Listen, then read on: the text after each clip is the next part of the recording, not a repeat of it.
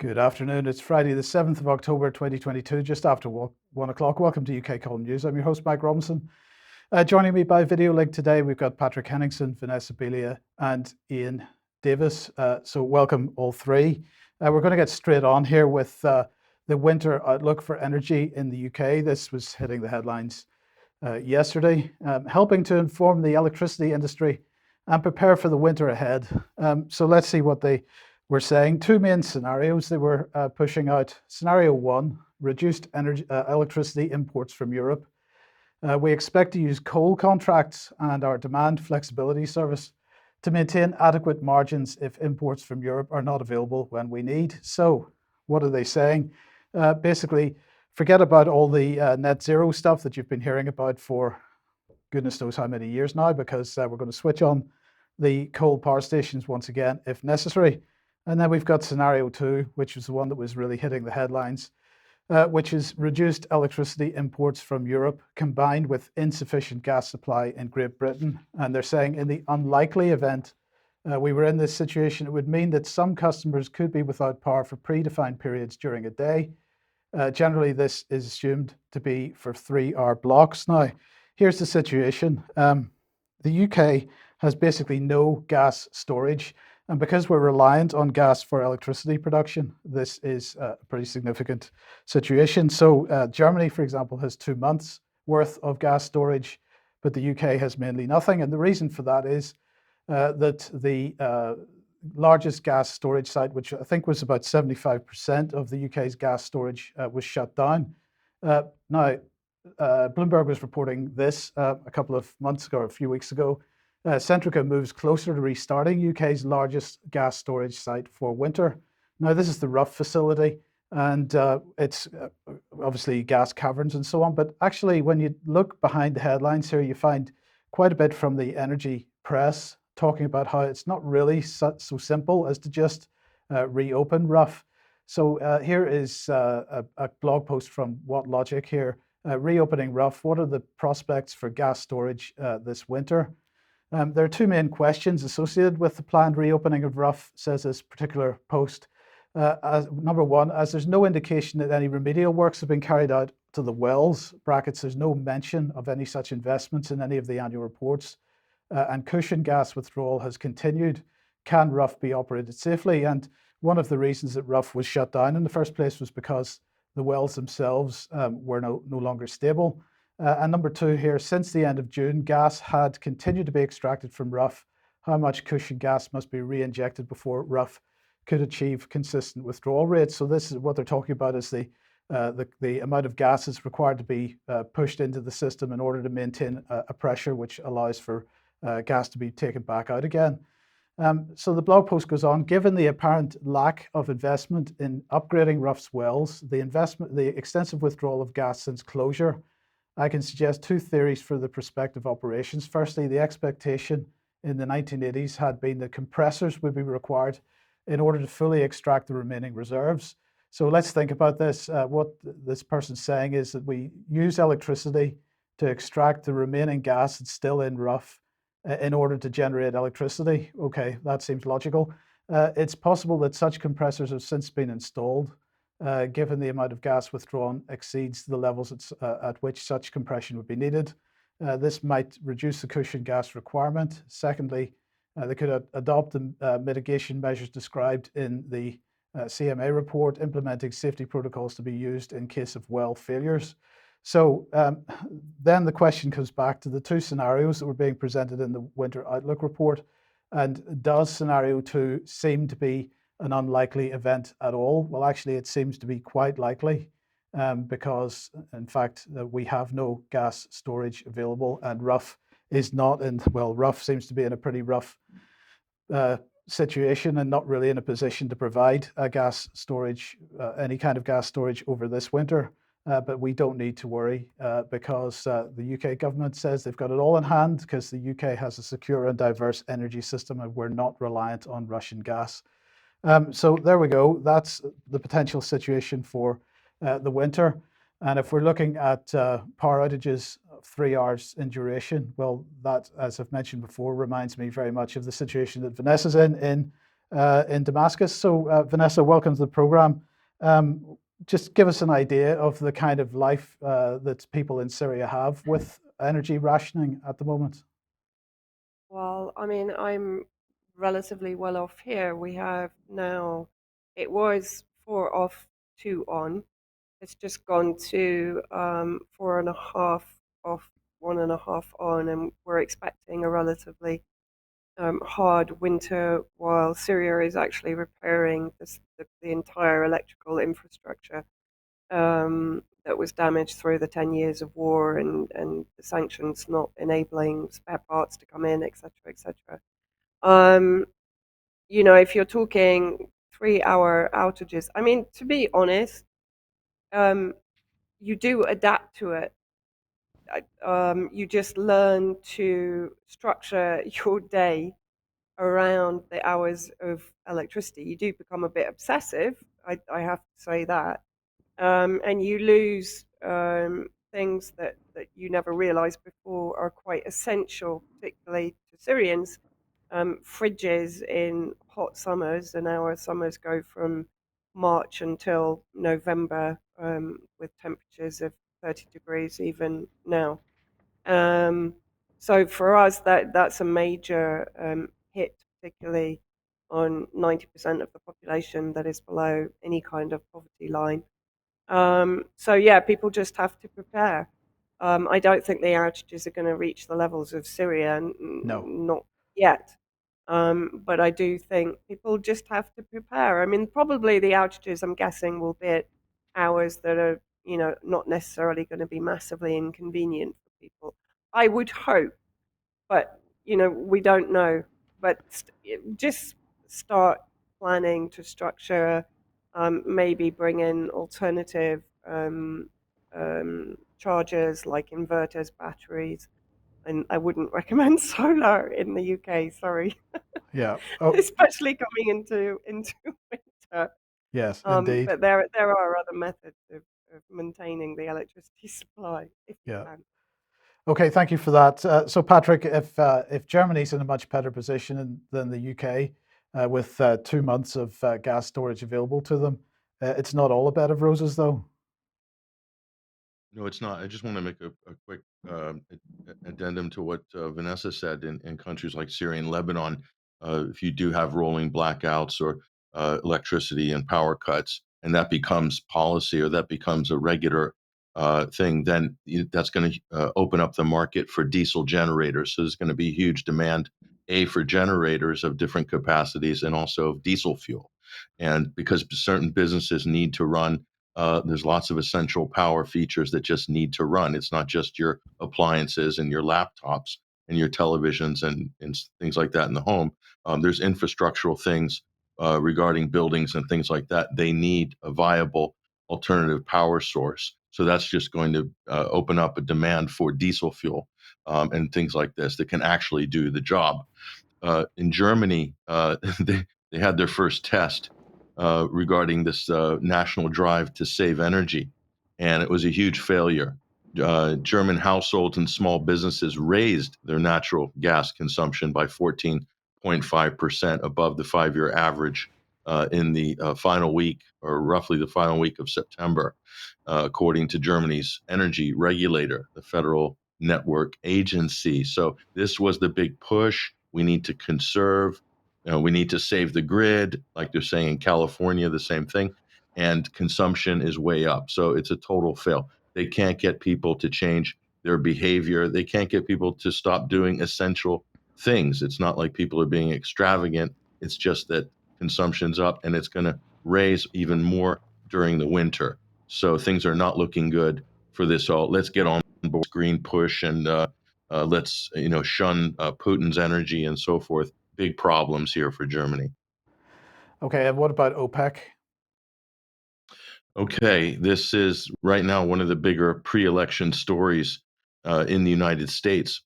So OPEC plus one, OPEC and allies, Russia's included in that. There's a lot of pressure by the White House before the midterms to increase production because right now the price at the pump is. I'm in California right now. It's nearly $7, It's like $6.80, $7 a gallon. This is a nightmare for the Democrats going into the midterm elections. So basically, the Arab countries, the main OPEC leading countries, Saudi Arabia at the forefront, basically said, no, we're going to decrease production. So what's going on here? I think might be a little bit of, well, it's pragmatic from the oil producers' point of view. They have to guard their future earnings and profits and viability in this Green New Deal, aggressive Green New Deal environment. But it's kind of a big middle finger to the Biden administration. You remember when Joe Biden was gallivanting around, basically telling MBS he killed Jamal Khashoggi, and that was the big sort of issue of the day a couple of years ago. And now they're sort of getting theirs back. Biden went to beg for production a couple of months ago, came back empty-handed. So the accusations are from the Democrats that the Russians are behind this, that Putin is colluding with the Saudis to peg the price of oil at $100 a barrel or something around there. So this came up, and Reuters has been pushing this story, this talking point, and this came up during a press conference with OPEC. And here's the Saudi energy minister basically rebuking Reuters. Now, I'm not a big fan of the Saudi Arabian regime, but it is telling now when you have, Saudi ministers that you normally sort of cordial and polite are basically attacking the press in the sort of Donald Trump fashion or Ron DeSantis fashion. But we have a clip of this. Let's have a look. I have to talk to you about. So you have got it wrong. Okay. And you have got it wrong twice. Before I ask a question, and you will get it the third time if you did, as Reuters did not do a proper job. You talked about Russia doing this and that, and actually the day that your story came out, no one from Russia talked to me, nor I talked to anybody from Russia. You repeated that again with another tale of a story prior to that Saudi and Russia, blah, blah, blah, are congregating around $100 price. That is not true. And I spent 20 minutes from one of your respected members of your bureau in Dubai, explaining to her, or actually 25 minutes, why we don't go as Saudi Arabia for price targeting. And that 25 minutes went in vain, and I really don't like that. I acted in a very respectful way, emanating from respecting the agency, and I think, but you elected to choose a phantom Saudi source, if I can do it as British as I could. But if you have questions, direct it to others, but not me.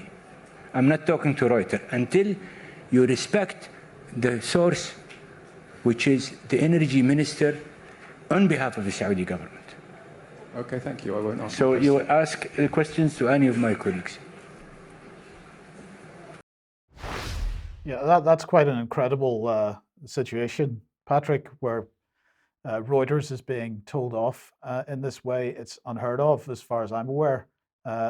There's clearly been quite a bit of pushback on the BBC, but Reuters is supposed to be even more sort of down the middle than even the BBC. Well, they've stepped over the line, because they're politicizing a lot of things that shouldn't be really politicized this much, and they're being called out by the Saudis. I mean, this is a weird world we're living in when the Saudis are coming out. It's like Donald Trump did a walk-in into the body of the Saudi energy minister and just tearing him apart like a CNN reporter. But it shows you that they're not basically having it. This is a direct reaction to the aggressive Green New Deal policies, and sort of Joe Biden's leading the charge. We need to end fossil fuels by 2035 or consumption or whatever.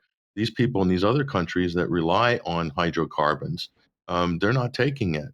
So they need to think about their future, their economies, their populations, not this crazy utopian, green sort of vision of a carbon free world or whatever. It's just not practical. And now the penny's really dropping in America on this as well. This will become a bigger and bigger issue going forward. It's definitely in this midterms and straight through to the 2024 presidential election.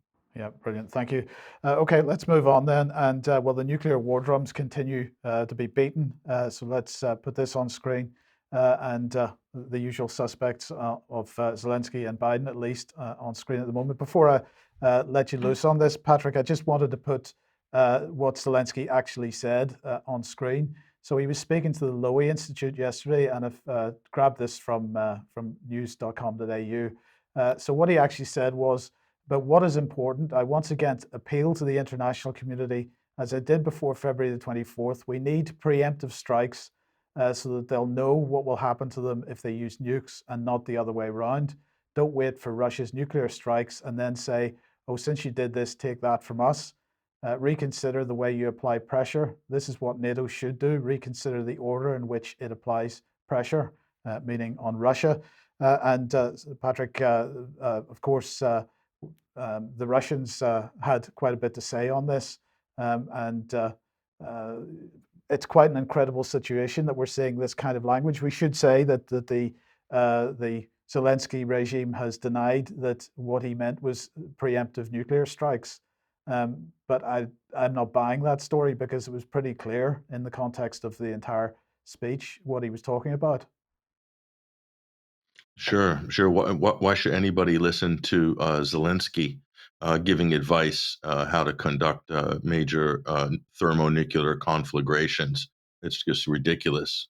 This guy was a comedian on television just a couple of years ago, and now he's the sort of global leader avatar for NATO in the West. So there's been all these nuclear threats that have been levied back and forth, or supposed threats. And so this all started with the West saying, "Oh, Putin's threatening to use nuclear weapons against the West." And if you look at the text of Putin's comments on that, it's always been, "Look, if things are escalating to a level where they're attacking Russia, the homeland, we're prepared to go all the way." That sort of thing, and that became the nuclear threat from the Western point of view. And so Biden has also weighed in on this, and he's saying, "Here, this is Medusa. This is the Russian quote opposition media. Zelensky calls on NATO to launch preemptive strikes." So, the translating in the addendum to that, Biden warns of a nuclear Armageddon as Zelensky calls preemptive strikes on Russia. So, the nuclear term and the language is just going fast and loose with just everybody in the press. And what's really fueling this, and the real thing you got to look out for here, is what this comment from Zelensky is really echoing what you're seeing right across all U.S. media on all major networks: CNN, Fox, Washington Post, New York Times. All of them are parroting the same talking point, and that's that if Putin is backed into a corner, he will use tactical nukes. This is spoken of as if it's some kind of fait accompli here in Western circles. And they keep repeating it. This is basically on the list of prescribed talking points for all US politicians and all mainstream media. They just keep repeating it and repeating and repeating it.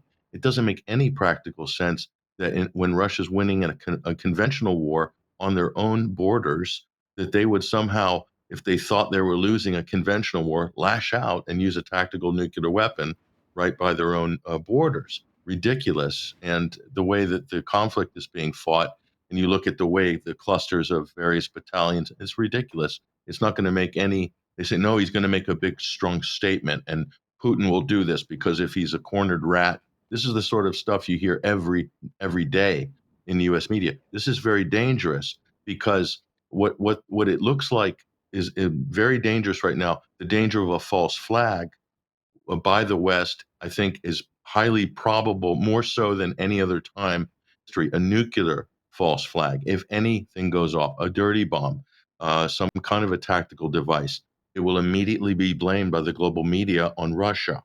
It will be. Okay, there won't be any investigations. You've seen how it goes down with the chemical weapons, so-called chemical weapons attacks in Syria. Same thing is going to happen here. That's why this rhetoric, A, it doesn't make any sense. B, it's hugely dangerous because it looks like they're setting up a narrative here. The West will throw its toys out of the pram. NATO will throw its toys out of the pram because Ukraine's just lost 33% roughly of its territory, and they're probably not going to get it back, save some crazy escalation. And where's that going to come from? Not from Russia, I'm afraid. So I'm just putting that out there as a danger right now. Yeah, okay. Thank you, Patrick. Iain, welcome to the program. You got some thoughts on this? No, actually, I was just going to echo what Pat said, that he preempted me. Yeah, I mean, Okay. and I think that was something that Professor Richard Vernon was talking about yesterday, that the narrative for the false flag always precedes the false flag. So, yeah, absolutely, we need to be aware of that. Okay, thank you for that. Okay, Vanessa, let's move on to a story which is doing the rounds in alternative media, especially, I think, and that's the question of whether Russia is vaccinating its military. Yeah. Yeah, there's a fair amount of controversy going on here. And I know that Riley Wagaman has just responded to Thomas Roper that I'm citing from in my report. But I also want to make clear that the people that I spoke to inside Russia when I was there were also not aware of this mandatory vaccination for reservists that are being called up, not civilians as they're being described. So this guy is on Telegram channel. He's quite amusing but very informative. Ossi Cossack. He's a Sydney media personality, Simeon Boykov, and this was his video that he put out, I think, yesterday. Apologies for the slightly colourful Aussie language in it. It's not that bad.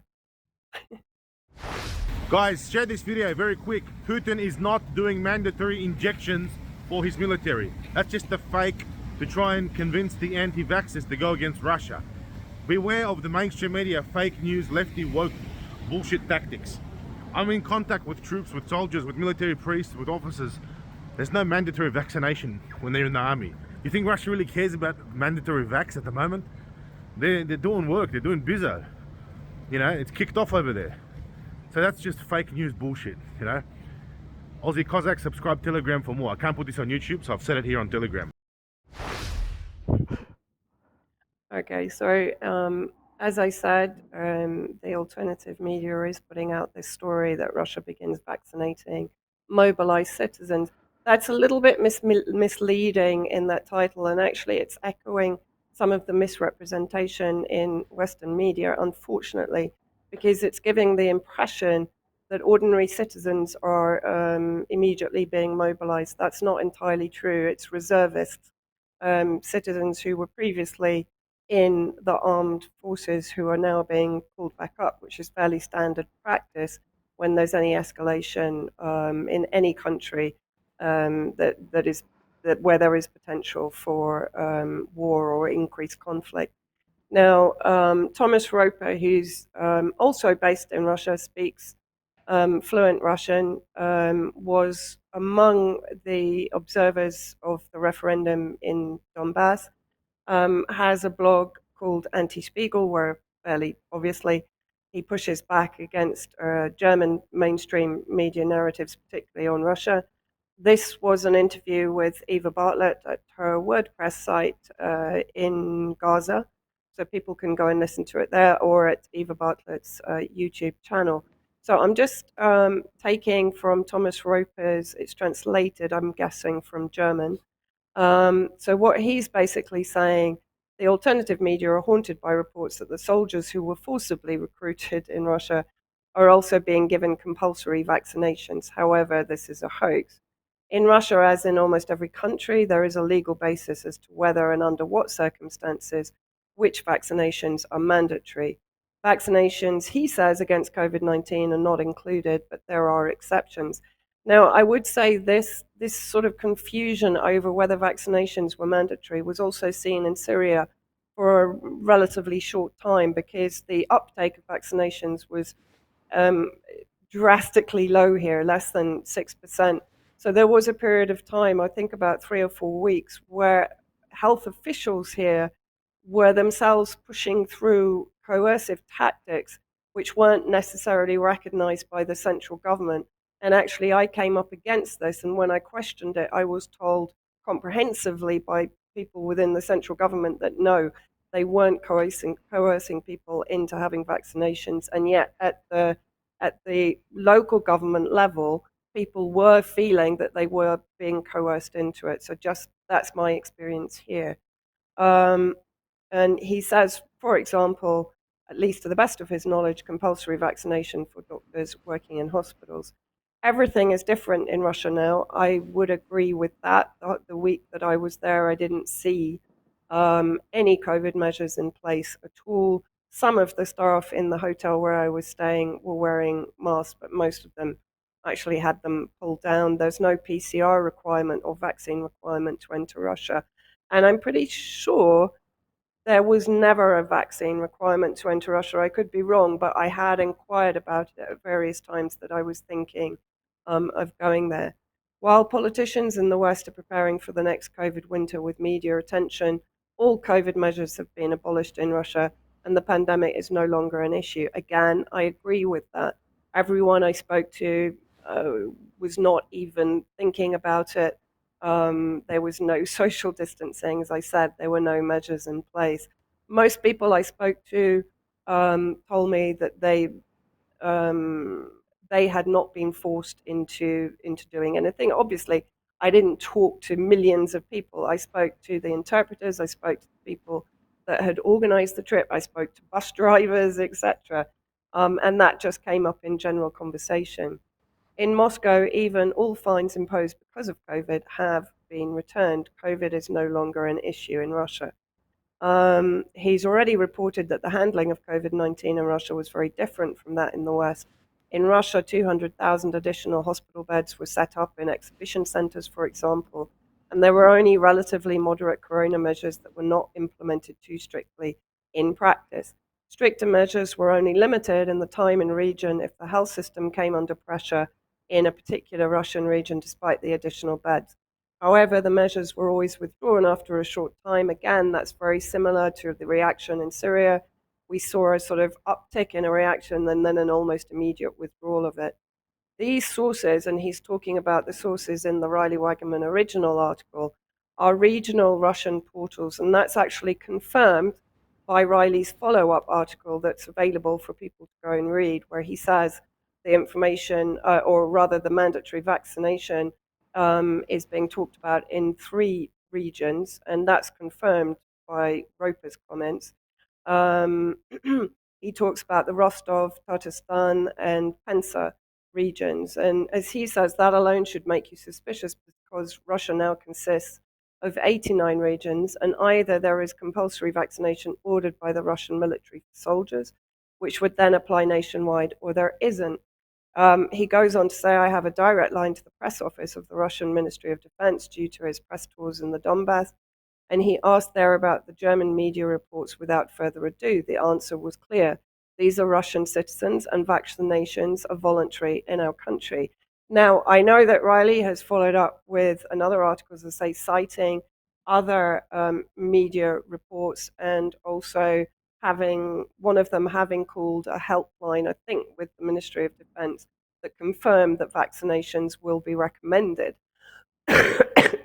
But I also have to say that I myself spoke to contacts within the Ministry of Defense and the MFA this morning, and they confirmed again that as far as they're concerned, the vaccinations are not mandatory for the armed forces. The priority is to get the forces to the front trained and to the front lines. Thomas Roper then goes on to say, in Russia, there's an old proverb that is still relevant today. It says, Moscow is far away. And that means that in Russia, it can happen from time to time that regional officials think that they can interpret rules differently than Moscow. I think that's a bad translation. So I like to think that, as quoted in Russian portals, some regional representatives of the health authorities are saying that they would like to compulsorily vaccinate the mobilized soldiers, but the Russian Ministry of Defense sees it differently. Hopefully, in the next few days, there might be some clarification publicly from the Ministry of Defense. That's coming from myself. It is therefore more than questionable whether these announcements will be followed by any action in individual Russian regions, because it is unlikely that the employees of the regional health authorities will even come to the barracks. Another fairly good point. In conclusion, we can state that there are no instructions in Russia to compulsorily vaccinate all mobilized soldiers. He makes it clear it's soldiers, reservists. I can't rule out the possibility that some overzealous officials in some Russian regions might try it anyway. So I think the controversy will continue because, as I said, Riley has responded. But from my experience, not reading, I mean, I don't read Russian. I haven't had time to check all of Riley's sources, but there does seem to be some contradiction there. Okay, thank you. Iain. Yeah, I mean, I agree with much of what Vanessa said. I mean, obviously, Russia's like it's similar to the United States in many sense. You've got these 89 different oblasts that have all got their kind of independent regional governments, and they're all kind of have their different interpretations of things. But I think there's probably, it seems to me that there might be some confusion in going on at the moment in terms of what's happening between the political statements and what's maybe happening on the ground. And I think we can see the same thing in the UK when during the summer of 2021, when the government were making loud noises about forcing people to be vaccinated and so forth. But speaking yesterday on Sputnik Radio, State Duma Deputy Leader Fedo Tumsov said, quote, "As far as I know, the decree on vaccination against COVID-19 among the troops is still in effect. It is necessary to vaccinate and revaccinate those who were mobilised and the rest of the military."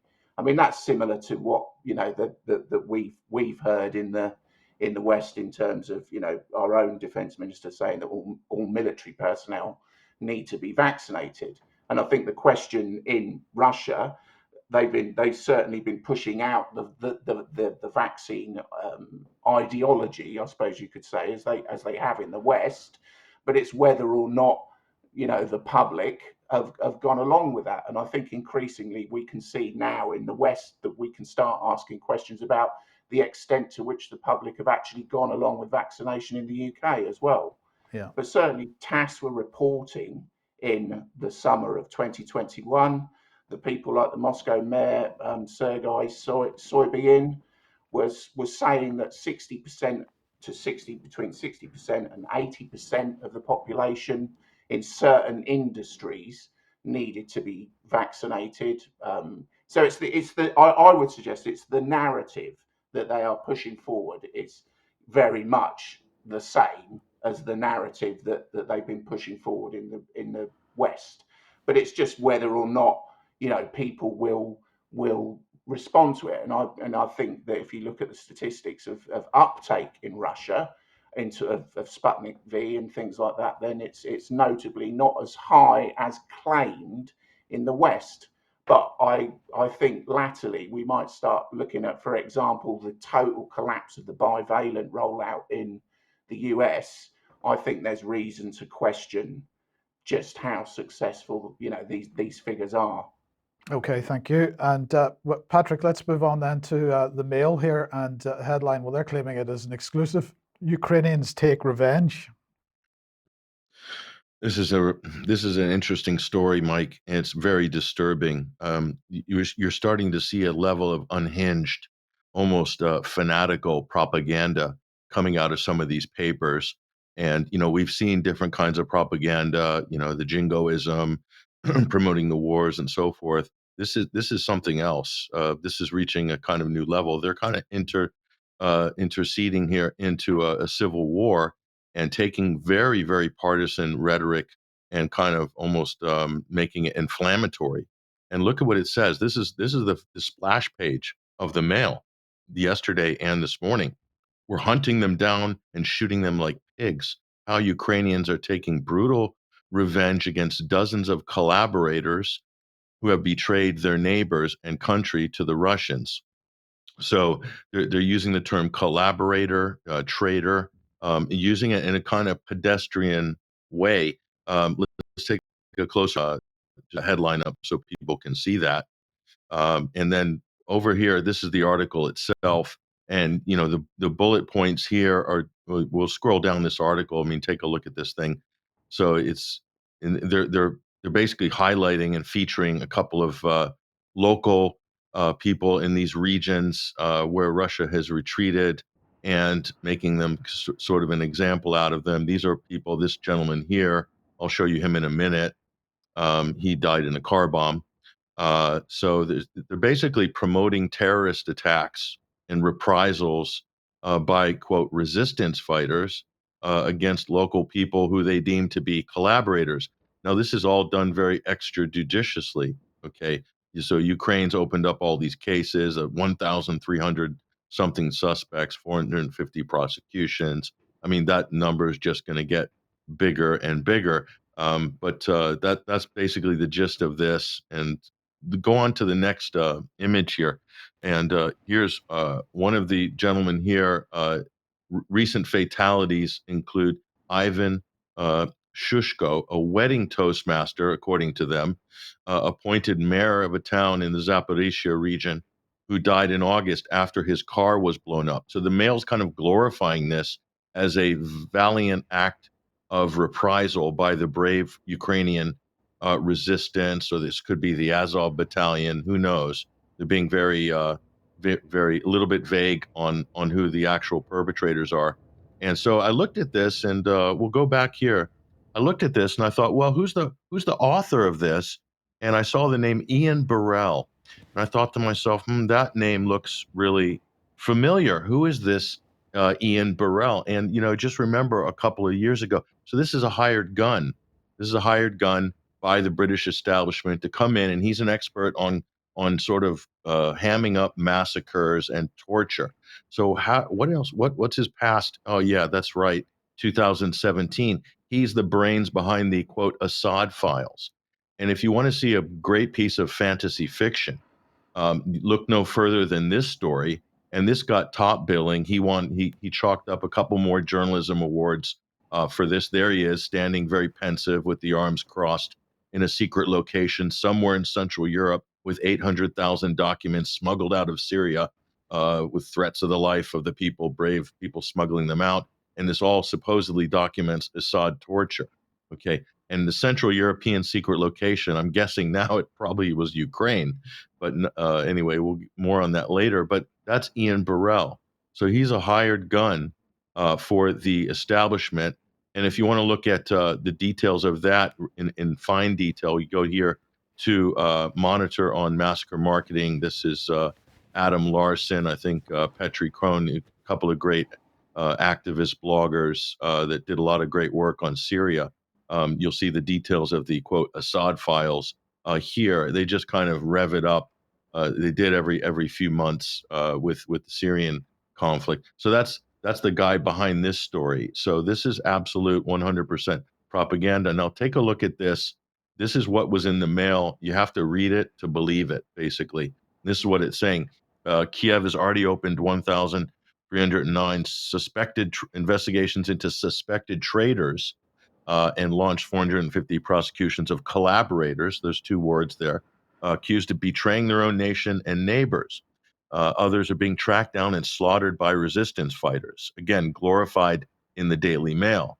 And a list was passed to this newspaper by a Kiev government source, anonymous source, identifying 29 such retribution killings, extrajudicious assassinations, etc. 13 assassinations. And here's the bottom bit, which I think is quite telling.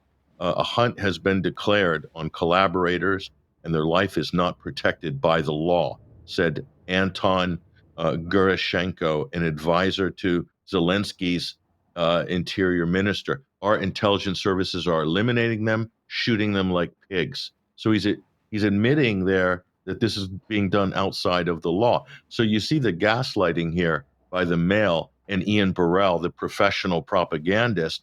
It's all about the mass torture, that Russians are doing these torture programs in basements in these new liberated areas, these villages that around Kharkiv that Ukraine has recently liberated, so to speak. And they're saying, oh, all these torture programs and mock assassinations by the Russians, how cruel they are. And at the same time, in the same article, they're basically green lighting just willy-nilly going and doing retribution killings and hunting and shooting people like pigs.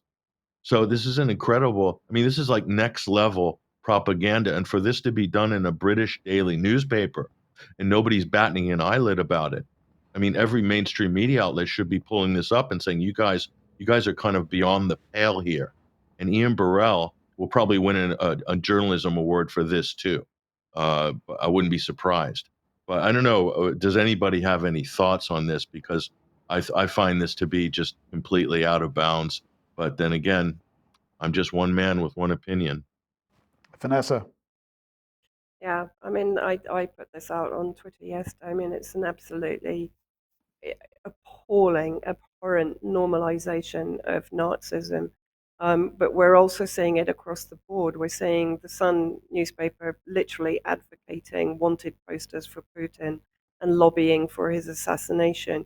We're seeing images in the New York Times of Azov battalion fighters hugging their wives. So this humanization of people that are not human and haven't been human, since they conducted an ethnic cleansing program against the eastern Ukrainians in Donbass that have now just made the decision to accede to Russia.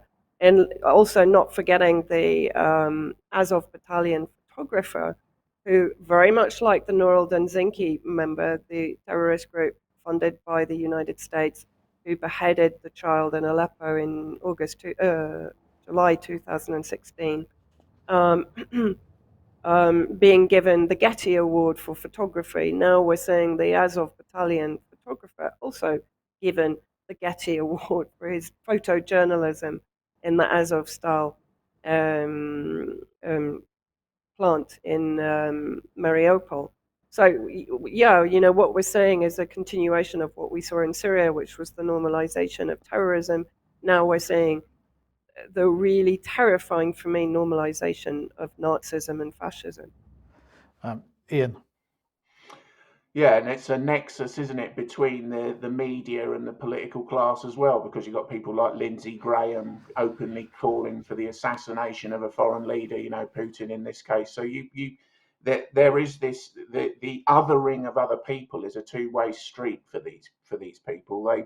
They are quite happy to exploit it if it suits their ends, but are quite equally willing to complain about it if it doesn't suit their objectives. So it's just pure Machiavellian, nasty politics, and it's going to go beyond. I suggest it's going to go beyond the othering of a people, as we've seen with in the terms of calling Russians orcs, or perhaps Putin calling us Anglo-Saxons and speaking about the world in that sense. This othering is happening everywhere, and it's being directed towards people, for example, who are just questioning things like vaccines, who are now being called refuseniks and baby killers. And this is a trend that is happening globally, and it is very, very worrying. It is indeed. Okay, Patrick, but the question then One is, final, yeah, sorry, go ahead. one final comment. Just quickly, I just want to put this idea out. Imagine how this looks to Ukrainian, neo-Nazis or Azov battalions who are hunting down Russian-speaking people in some of these areas.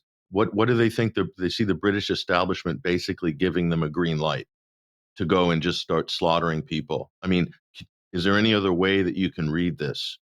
This Mail article just screams of that. So they've got the endorsement of the British establishment and the Western media. They're just going to go ahead and keep doing what they're doing in the most violent way. It's really disgusting. Where are the questions in Parliament on this? This is just crazy. Indeed. But calls for regime change, in this case Putin must go, continue. Well, the world's most dangerous walrus has reared his ugly head. Look at the byline on this. That's John Bolton basically saying Putin must go. Now's the time for regime change. He was taking Biden's offhanded comments a couple of months ago. You remember when Biden said, this guy needs to be taken out. For God's sake, he needs to go. That was the rallying cry for Bolton. Look, John Bolton's been relegated to writing for 1945.org or whatever. I mean, this is just like a low grade kind of cutout blog here for propaganda. Go to his Twitter feed here. My latest article, the headline is clear. He's touting his own headline. Putin must go. Now is the time for regime change in Russia. There is no long term prospect for achieving America's critical long-standing goals of peace and security in Europe without regime change in Russia. He's saying not just Putin, he's saying any loyalists or anybody affiliated with Putin. I mean, it's just kind of fantasy.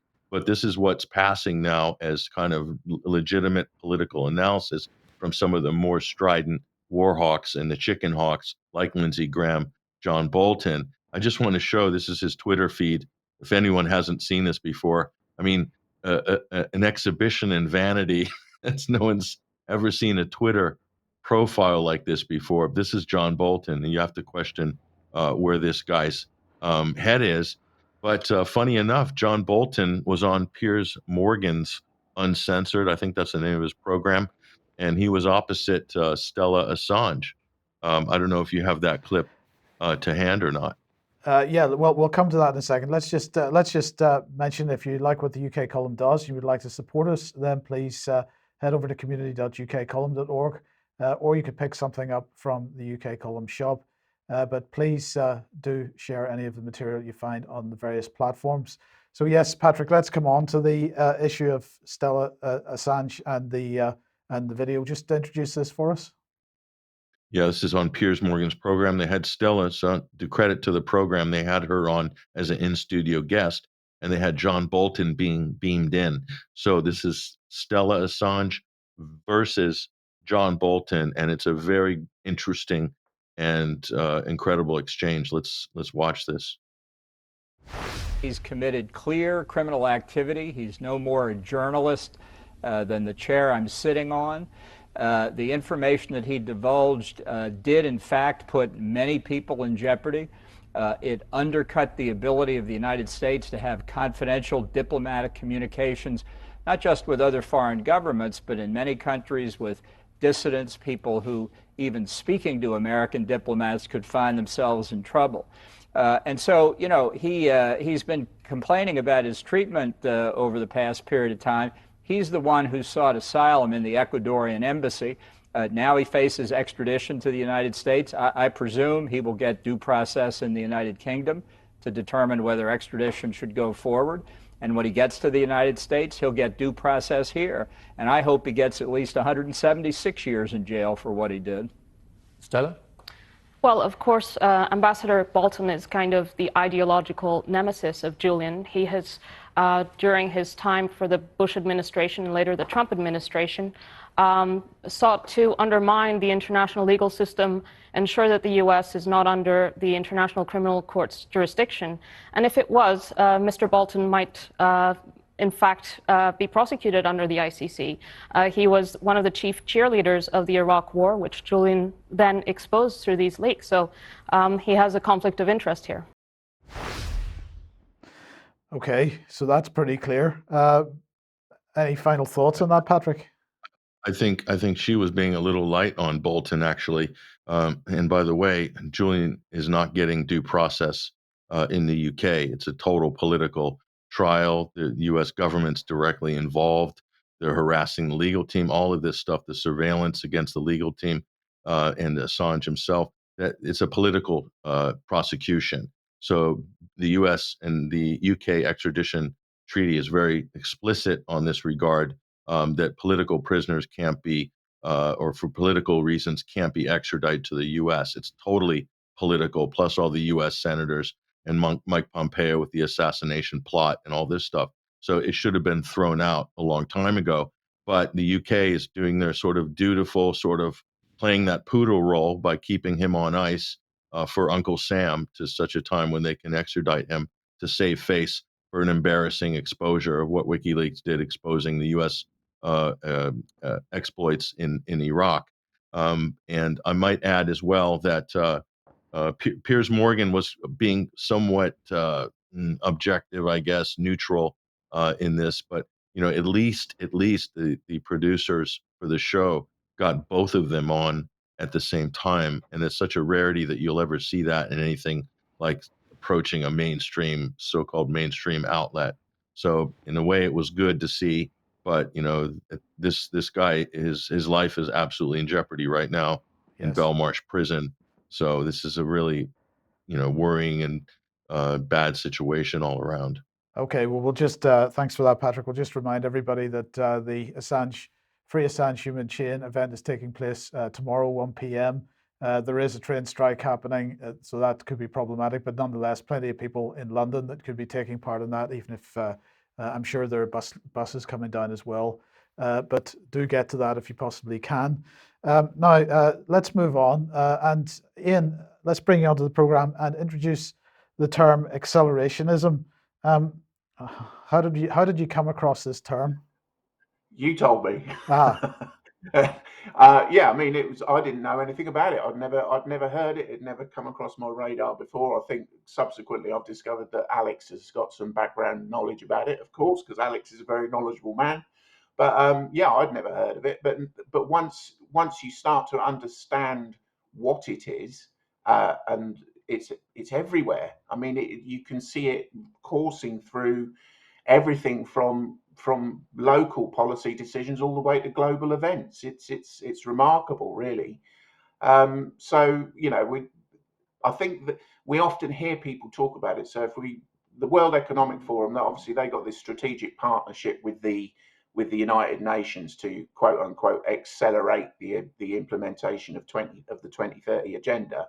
But accelerate can mean, in a business sense, if the Organisation of Economic Cooperation and Development just say that business accelerators speed up the process of business creation. So that is, in one sense, the term acceleration can be used.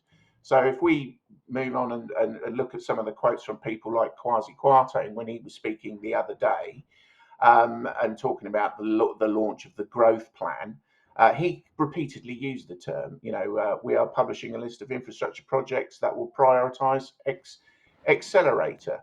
I could announce that we will be accelerating reforms. We will liberate planning rules and specified agreements, releasing land and accelerating development. And he used this term quite a lot during that speech. Again, it could just mean this accelerating investment in business. That's what it could mean. But then when we see quotes from people like Joe Davies, who's the chief economist at Vanguard, it's used in a slightly different context. He's sort of saying the pandemic function as a call option. So it's a call option on employers to increment. So no longer could we work from home arrangements serve as controlled experiment in productivity. They become indispensable. So suddenly there's this notion of acceleration kind of compelling change. And that is very much what accelerationism is about. So if we go on to look at the numerous accelerators that there are around the world. So we got the World Health Organization has got its access to COVID-19 tools accelerator. The European Union has got its local energy accelerator and so forth. The UK has got numerous accelerators. And again, you might think that this is all based on just the idea of rapid investment and development in the business sense. However, there is definitely an ideology underpinning that term. So we have to ask, is that underpinning the use of this term? And that was there was a good article in the Guardian about this. So acceleration, how the French philosophy predicted the future that we live in. And it certainly does, because if you look at the explanation that is given for acceleration, Mike, if you my text is very small, if you wouldn't mind reading out that. Well, it says there, accelerationists argue that technology, particularly computer technology and capitalism, particularly the most aggressive global variety, should be massively sped up and intensified. Accelerationists favor automation. They favor the further merging of the digital and the human. They often favor the deregulation of business and drastically scaled back government. But although you could say that there's many more people than accelerationists that feel that, they believe that people should stop deluding themselves that economic and technological progress can be controlled. They often believe that social and political upheaval has a value in itself. Accelerationism, therefore, goes against conservatism, traditional socialism, social democracy, environmentalism, protectionism, populism, nationalism, localism, and all other ideologies. Yeah, so it's the idea of this deconstruction idea of creating problems that then require an immediate solution. So that has got there's two wings of accelerationism. There's the right wing and the left wing. If we look at the right wing, That comes from a place called the CCRU, which was a department, a kind of think project rather than a think tank within Warwick University, led by a guy called Nick Land. Now, he came up with something called the Dark Enlightenment, which was like his accelerationist manifesto. So, and that was very much based upon, excuse me, an article that was put out. So we got other people around the world, people like Peter Thiel from Palantir, Infamy, PayPal, early investor in Facebook, and so forth, who's very much involved with the Steve Bannon and the Trump kind of camp. He put out an article saying that basically that the impetus was upon them, you know, the accelerationists, because politics had failed and everything had crashed down, to get out of politics entirely. And this is the theory. So Land picked this up and created this thing called the Dark Enlightenment, and it's based on these principles that the world faces annihilation. Democracy is on an inexorable path to a new dark age. It is morally bankrupt and all-consuming, and therefore self-consuming. We have no choice, and this comes up all the time. Something must be done. We must react. Therefore they call themselves neo-reactionaries. We should exploit Schumpeter's creative destruction. So Schumpeter in 1942, talking about his idea of this economic idea of economic dynamism, that you could use destruction, creative destruction, to as a catalyst for change, for necessary change, he argued. So this, but they take this to the extreme. The Dark Enlightenment takes this to the extreme. So to speed up because their problem, they see democracy is morally bankrupt. So to speed up the demise of democracy is needed. And then there's the left-wing version of accelerationism, and that's got very many similar attributes. A guy called Nick Cernicek and another guy called Alex Williams wrote this accelerationist manifesto, and that followed the Dark Enlightenment. So the Dark Enlightenment was in 2012, and then a year later this Accelerate manifesto came out. And again, it's got these same concepts within it. The world faces annihilation, but for them, it's not the corruption of democracy and moral decay, which is what the right believes. It's the climate disaster. So we cannot wait. We must act now. This imperative to act all the time without thinking, I would say. A total infrastructural, ideological, social, and economic transformation. We must use, again, Schumpeter's creative destruction, same kind of idea presented, to create what they were calling a socio-technical hegemony. So this, which some people might call technocracy, for example. Automation and digital technology replaces employment.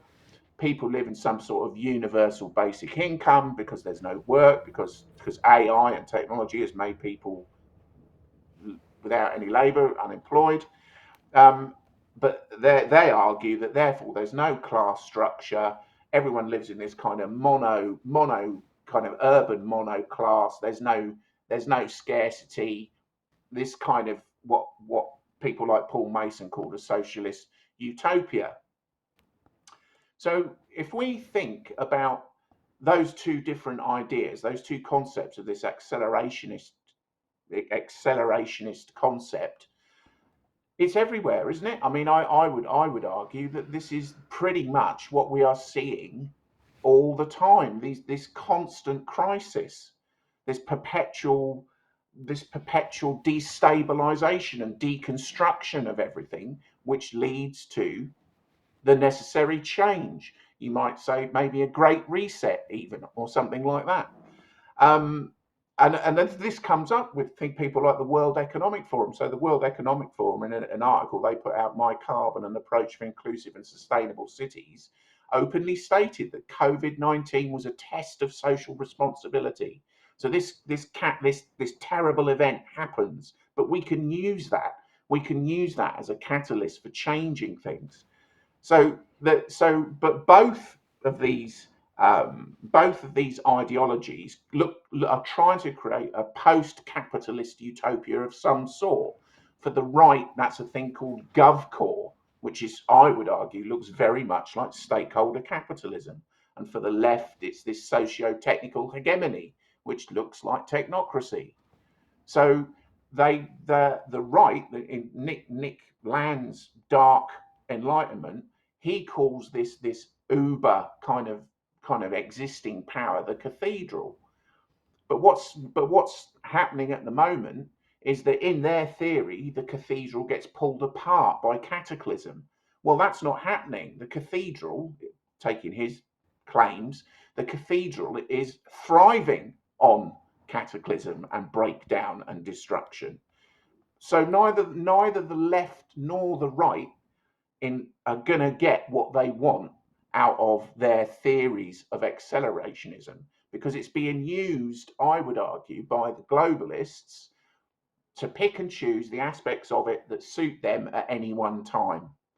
And if you look at the way that the world events are unfolding and the events over the last 2 years, you have to say that this looks like the kind of potential ideological underpinning of all that.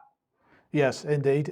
Well, if anybody wants to find out more about this, Iain has published, we've published one of Iain's articles on it's on the front page of the UK Column website at the moment, Towards a Dark Enlightenment. Do read that and share it, because it is extremely interesting. Now, I just want to jump through here a little bit and come back to Vanessa and get an update from you, Vanessa, please, on the situation with the observers that went to visit the Donbass last week for the referenda. Yeah, so the discrimination against the international independent observers who went, many of them independently with their own resources because they were interested to find out more, like this German energy giant boss who was sacked, as the headline says, for being honest. Managing director of the German energy company EWF, Stefan Schaller, decided to personally get acquainted with the situation in the Donbass and attend the referendum taking place. Subsequently, he praised the local authorities in Donbass for the good organization of the voting and for his honesty in exposing the EU claims that the referendum is a sham. It looks like he will lose his position. He now has lost his position as chief executive officer of the energy giant. And he stated publicly that this was purely a personal initiative. He took a vacation for this, so it wasn't on work time. Schaller explained. Later, having seen everything personally, he praised the organization of the voting on Russian television, a mortal sin as it appears. So, as I said, the persecution of the international observers continues. What I wanted to show, Mike, we may not have time to see all of it, but just also to demonstrate to people, there was another German politician who actually accompanied me to Donetsk, Christoph Korstel, who has his own political party in Germany, who is totally on board with the COVID hoax and all of the applied measures being brought in by the WEF and the Great Reset.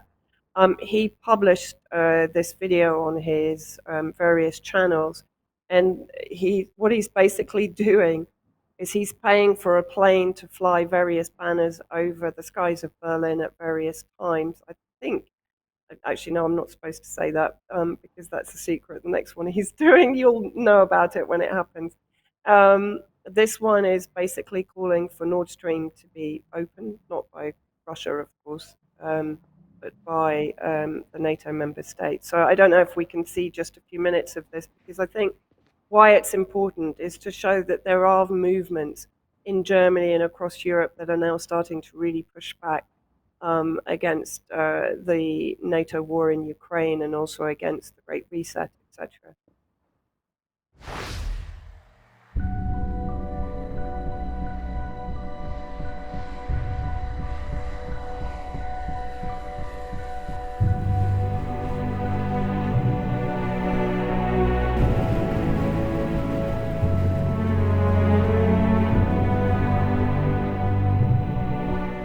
Germany's economy is collapsing because our historically highly corrupt government policy is more afraid of Washington's deep state than of its own people. We are so undecided, so limp, so powerless that we let ourselves be ruined after the murderous corona circus. The world looks on in horror. But that's unfortunately not all. In truth, the aggressive West has long since been preparing for World War III. The crash is only preparation for the great showdown and multi-million deaths. And Putin and Moscow, the Russian people, are facing the next great patriotic war. Do we really want to do this to ourselves for the third time against Russia in over 100 years, and this time guaranteed to lose? And this is the last choice we get. Either we get rid of the government or the government gets rid of us. Let's go. We still have something to lose, and spring will be broke. How long do we want to wait until we die en masse in the hail of bombs in the end, under nuclear bombs? We have to stick together, all of us. It's about bare survival. We are the new center. We go all the way back to reason.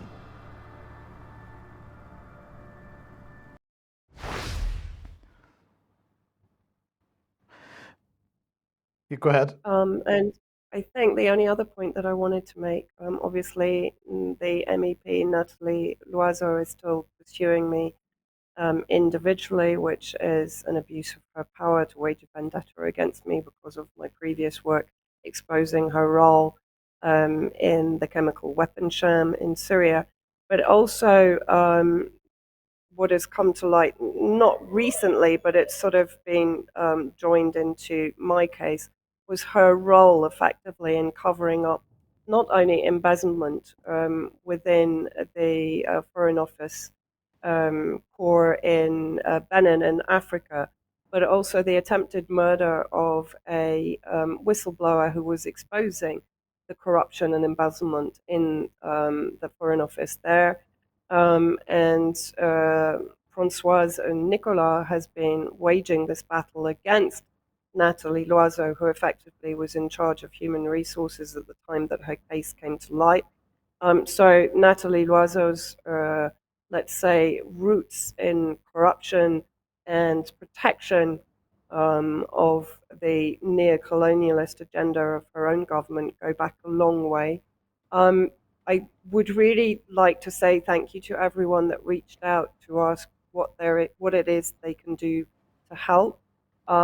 There is an email address for Joseph Borrell, who Nathalie Loiseau addressed with her letter calling for sanctions, personal sanctions against me, and sanctions against all the international observers.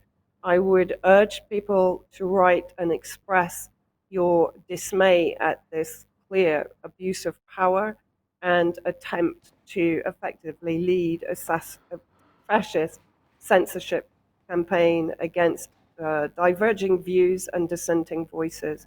The more letters that he receives, we may actually be able to do something to prevent this sanctioning going ahead. So, you know, when you think you can't do anything, you can. If Joseph Borrell receives 1,000 letters, 2,000 letters, doesn't have to be long, but just expressing your disgust at the potential persecution of people who went with best intentions to observe a referendum that the UN and the OCSE refused to do. So they reneged, they derelicted on their duty. We filled their roles, and now we're being punished for it. Yeah. So Okay. thank you to everyone who sent messages of support, but please don't stop there. Please actually take some action to prevent this happening, not only for myself, but for everyone who is being basically punished for doing what they think is right. Yes. Okay. Thank you, Vanessa. Right. I just want to very briefly mention the online safety bill. There's been an update on that because the government has published the latest amendments. And this is at committee stage still, but it is progressing through Parliament. But I just wanted to highlight the fact that Lord Sumption has published more on this, government control over the flow of information. Lord Sumption speaks out against the online safety bill in the latest episode of Law Pod UK. So this is a podcast. I do recommend that people listen to it because he is once again focusing on this issue of legal but harmful, this concept within the online safety bill that if information is viewed as being harmful but is still legal information, that it can be somehow censored. And Patrick, let's just come back to the Ukraine very briefly and fake news here from the Ukraine Defense Ministry. Yeah, they tweeted this image out here. Let's scroll that image there. So this is a box of teeth with gold crowns on them. And they're saying that the Russians have been prying these off Ukrainians out of their mouths and collecting them to melt the gold down, I guess. So obviously this evokes emotive images of the Holocaust in Nazi Germany. If only it was true, Mike. If only it was true, and it didn't take long, a few hours before the gentleman whose tooth collection that actually belongs to. Turns out he's a dentist. His name's Sergey, a local dentist there in this Ukrainian town. Oh God, they belonged to the people I've treated all these years. I pulled out these teeth because they were bad. So he's saying they're mine. These are my teeth. So that was a very quick sort of debunking of some fake news. And I'm going to tell you, there's so many of these stories on a daily basis that are coming out. They're being pushed out either by the Ukrainian various ministries or by the Western mainstream press. And the Western press will immediately run with anything on the Twitter account of any of these people from the Rada or any of these ministries under the Zelensky. Can I use the term regime? Is that offensive? The Zelensky regime.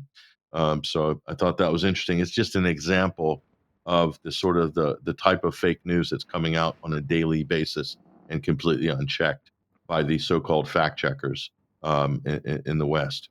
Yeah. Okay. Well, look, Patrick, I'd just like to end with this from AP. And you wanted to talk about the situation with Alex Jones and the trial. So he's there's a defamation trial. It's being held in Texas here, and I think this is really important, especially for us in the independent media, to understand exactly what's going on here. So they're going to rule on this, and so there's a few questions that the jury's going to have to consider here, and one of them, in terms of the defense, Alex Jones's legal team, obviously making a First Amendment defense here. Could the jury decide what Jones did is protected by the First Amendment? And in this type of a trial, in this case, the answer is no. The judge has already ruled that Jones is liable for defamation inflicted of emotional distress, invasion of privacy, violating Connecticut's unfair trade practices laws, etc. The jury's job is to decide how much money he owes for harming the people who sued him over his lies. That's directly from Associated Press. So this is an important trial here. You know, Alex Jones is being kind of publicly canceled here on a level that few people have ever experienced in the United States. And Alex Jones actually is not on trial here. What's really on trial here is the First Amendment and freedom of speech. Because if the speech is ridiculous, if it's outlandish, if it's that person's opinion about what they think happened at a certain event or a certain incident, it might be right, it might be wrong, but that's not the point. The speech itself should be protected, is protected under the U.S. Constitution, under the First Amendment. So now this is beginning to be repealed. And this is an important precedent case, because if this is allowed to go through, and this is basically the new standard, because again, it's down to the judge and how they actually interpret. No doubt there's going to be appeal here of some sort. And there's other cases that are ongoing on this same topic. But it doesn't leave a lot of room for freedom of speech or the First Amendment in the United States. Obviously, our rights are delineated in the Constitution in writing, not the same in Britain. But I think the precedent and the standard is going to be set. And you have to look, what caused all the speculation to begin with is because the federal government took over the case and basically sealed any public access to any of the evidence or anything for over a year after the actual incident took place at Sandy Hook in December of 2012. Okay. So during that time when everything was sealed and they wouldn't release any information to the public about the biggest mass shooting, as it were, this horrific major event, that's when all the speculation filled the vacuum of information. And there are people who did much more wild takes on Sandy Hook than Alex Jones did. Okay, but he is the biggest. So they're targeting the person with the biggest platform, the most politically consequential and active and influential person in the kind of arguably in the alternative media outlet in terms of helping the last U.S. president previous to Biden get elected, that sort of thing. He's now become a political target. So if it wasn't for the federal government sealing that case and making it a federal case, which is a local homicide case, became a federal case, even though there was no interstate activity going on here. They've sealed it. That's when the speculation mushroomed and went out of control, some would say. And then under public pressure, the law enforcement then basically relented and started releasing drip feeding information out after 2013. But it took public pressure from a lot of different people, journalists, even alternative media people, to get the government to start releasing information about this secretive crime scene. So that's my take on that is a little more nuanced, granted, than what you're going to see in the media coverage on this. But I think that needs to be said. This is important. So again, this isn't just about the wild Alex Jones here. This is about the First Amendment. Yeah. Okay. Thank you, Patrick. Just very, in one word, could this go all the way to the Supreme Court?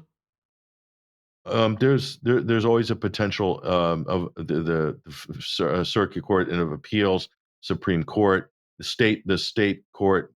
It will have some latitude there, but it's a defamation case, so I don't know what the actual ins and outs are legally, but I think this is a civil case. So again, this kind of in some ways sits outside of that other process. If it was a state prosecution, I think, or something like came from the DA, I'm not sure what the grounds or the latitude for appeal is, but certainly this is something that shouldn't end here with this particular judgment. It shouldn't end here, and I hope it doesn't. Okay. Okay. Well, And we all unfortunately, should hope it doesn't. well, indeed. Unfortunately, we're out of time. We will be back in a few minutes, of course, for some extra for anybody on the UK column stream. But otherwise, we will see you 1 p.m. as usual on Monday. Hope everyone has a great weekend. Thanks for joining us, and see you then.